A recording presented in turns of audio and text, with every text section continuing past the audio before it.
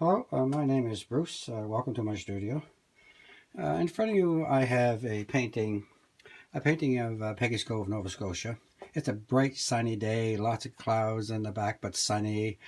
What we're going to do, we're going to add fog and mist to this painting, and we're going to turn it into an early morning painting instead of an afternoon painting.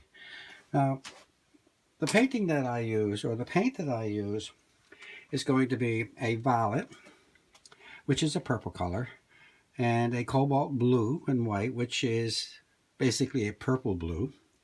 We're going to mix that, and I'm going to mix that with a liquid white. Now, my liquid white I made up with linseed oil, titanium white, and paint thinner. You mix that all up, and basically what we're doing, we're going to be applying that mixture on a dry painting. So let's do that. This is my mixture. I've made it. It's sort of on the purple side versus the blue side, like so.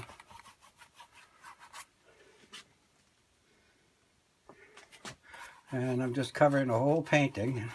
For the beginner, this is probably the hardest part of the painting because you spent so much time painting the painting, and now you're going to cover it all up.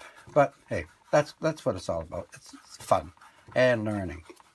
Now, fog is naturally a gray color. So this blue red that we just mixed up is sort of along the gray. Now here's too much red. This happens sometimes. So what I'm going to do is just going to add a little white to that.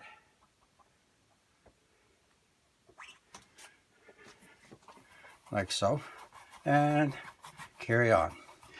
The painting, when you're doing fog, the mixture is very important because it must be able to slide onto your canvas, and you must be able to remove a lot of this paint. When you're painting, it's all about thickness. It's all about removing the paint that you're putting on to create fog.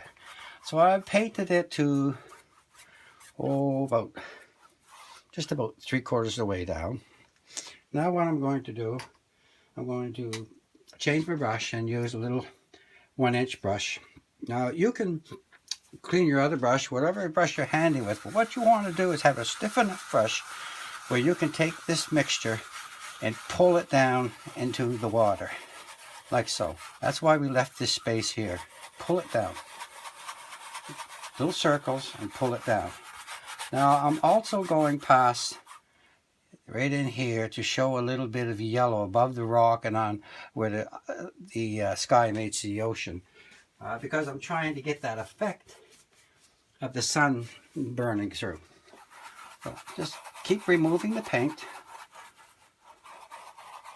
like so. Now, when you're painting fog, what you have to think about is a cloud, because that's exactly what it is. It's a cloud, and the cloud is hanging in the air. It's water vapor just suspending in the air, clinging to the bottom here of the ground, the ocean. And what you want to do is make sure that it's thick at the top and thin at the bottom.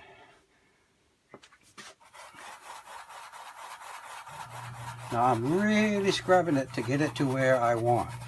I can show you the technique, but only you can decide how thick or thin you want this fog.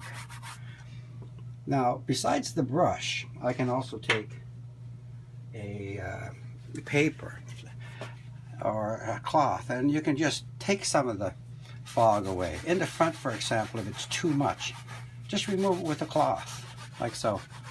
You want to show the painting underneath. So what you're doing is you're blending, blending, blending, and removing the paint. There we go.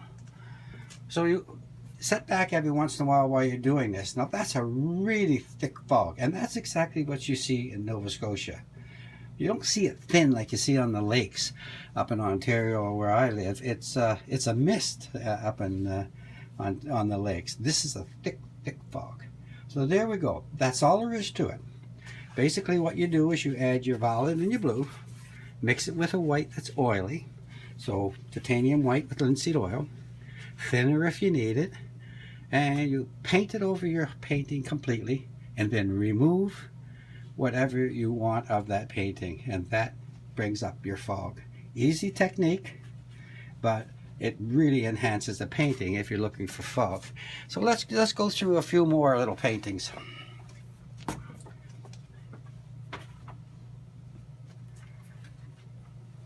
The next painting that I have here, I did a short time ago as a video. But what I want to show you is, remember I said that the natural color of the sky is gray? Well, I added yellow here because the sun again is burning through early morning. All I did was start with the yellow white, a touch of gray, and went all the way down to where the sky meets the ocean. I added a lot more white, made like a cloud bank here in white. That's your foggy mist coming through. And then in the front I went and painted a clear picture.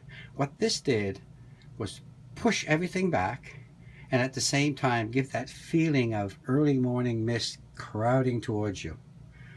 Next type of painting, which is a fun painting, but you can really turn some nice paintings, especially if you do these in large. They're very simple paintings, great for living rooms. All it is black and white, well, mixed to a gray.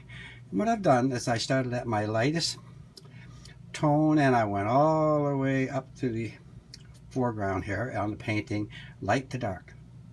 Then I used my lightest colors of white and my darkest of gray to paint the object with a shadow.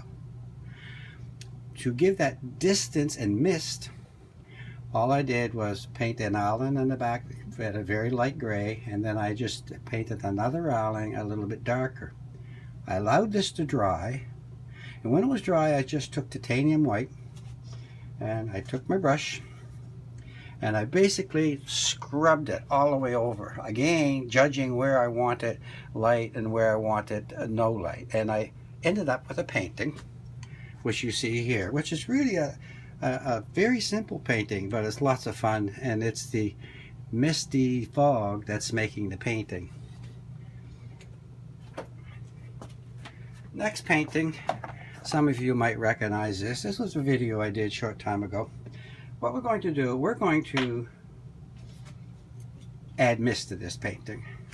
All I'm doing is taking a little bit of titanium white, not much. I mean, I want to show you it on my brush. Can you see it? Oh, it's there. And all I'm going to do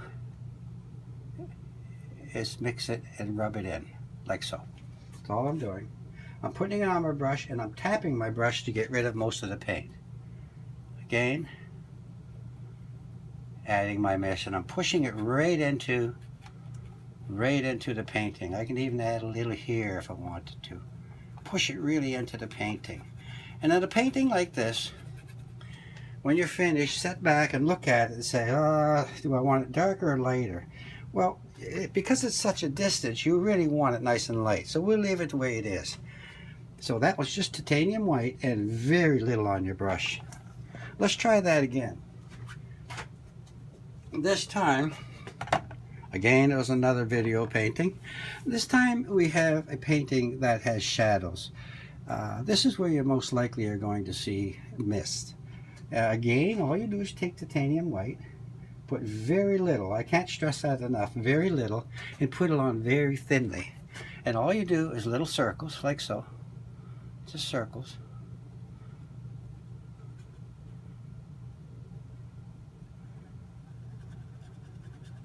I'm really scrubbing that in.